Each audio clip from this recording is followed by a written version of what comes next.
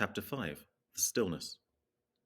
My first act, before I went into the pantry, was to fasten the door between the kitchen and the scullery. But the pantry was empty. Every scrap of food had gone. Apparently, the Martians had taken it all on the previous day. At that discovery, I despaired for the first time. I took no food, or no drink either, on the 11th or the 12th day. At first, my mouth and throat were parched, and my strength ebbed sensibly. I sat about in the darkness of the scullery, in a state of despondent wretchedness. My mind ran on eating. I thought I had become deaf, for the noises of movement I had been accustomed to hear from the pit had ceased absolutely. I did not feel strong enough to crawl noiselessly to the peephole, or I would have gone there. On the 12th day, my throat was so painful that, taking the chance of alarming the Martians, I attacked the creaking rainwater pump that stood by the sink, and got a couple of glassfuls of blackened and tainted rainwater. I was greatly refreshed by this, and emboldened by the fact that no inquiring tentacle followed the noise of my pumping. During these days, in a rambling, inconclusive way, I thought much of the curate and of the manner of his death.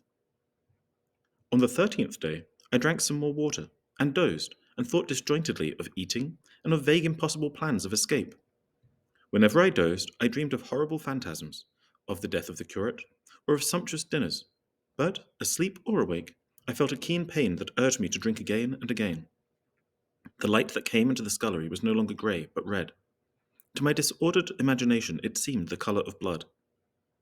On the 14th day, I went into the kitchen, and was surprised to find that the fronds of the red weed had grown right across the hole in the wall, turning the half-light of the place into a crimson-coloured obscurity. It was early on the 15th day that I heard a curious, familiar sequence of sounds in the kitchen, and listening, identified it as the snuffing and scratching of a dog. Going into the kitchen, I saw a dog's nose peering in through a break among the ruddy fronds. This greatly surprised me. At the scent of me, he barked shortly. I thought if I could induce him to come into the place quietly, I should be able, perhaps, to kill and eat him. And in any case, it would be advisable to kill him, lest his attentions attracted the attention of the Martians. I crept forward, saying, "Good dog," very softly, but he suddenly withdrew his head and disappeared. I listened. I was not deaf, but certainly the pit was still. I heard a sound like the flutter of a bird's wings and a horse croaking, but that was all. For a long while, I lay close to the peephole, but not daring to move aside the red plants that obscured it. Once or twice, I heard a faint pitter-patter, like the feet of the dog going hither and thither on the sand far below me, and there were more bird-like sounds, but that was all. At length, encouraged by the silence, I looked out. Except in the corner, where a multitude of crows hopped and fought over skeletons of the dead the Martians had consumed, there was not a living thing in the pit. I stared about me, scarcely believing my eyes. All the machinery had gone. Save for the big mound of greyish-blue powder in one corner, certain bars of aluminum in another, the black birds and the skeletons of the killed, the place was merely an empty circular pit in the sand. Slowly, I thrust myself out through the red weed, and stood upon the mound of rubble. I could see in any direction save behind me to the north, and neither Martians nor sign of Martians were to be seen. The pit dropped sheerly from my feet, but a little way along the rubbish afforded a practicable slope to the summit of the ruins. My chance of escape had come. I began to tremble. I hesitated for some time, and then, in a gust of desperate resolution, and with a heart that throbbed violently, I scrambled to the top of the mound in which I had been buried for so long.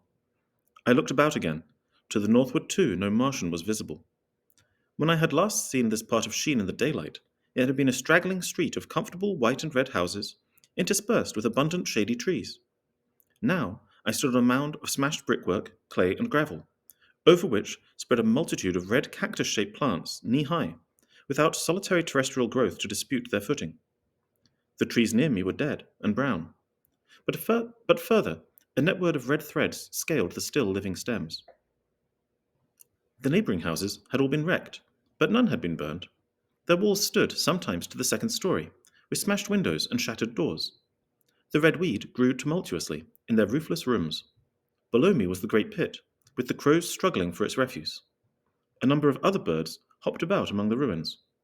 Far away, I saw a gaunt cat slink crouchingly among a wall, but traces of men there were none. The day seemed, by contrast with my recent confinement, dazzlingly bright, the sky a glowing blue. A gentle breeze kept the red weed that covered every scrap of unoccupied ground gently swaying, and oh, the sweetness of the air.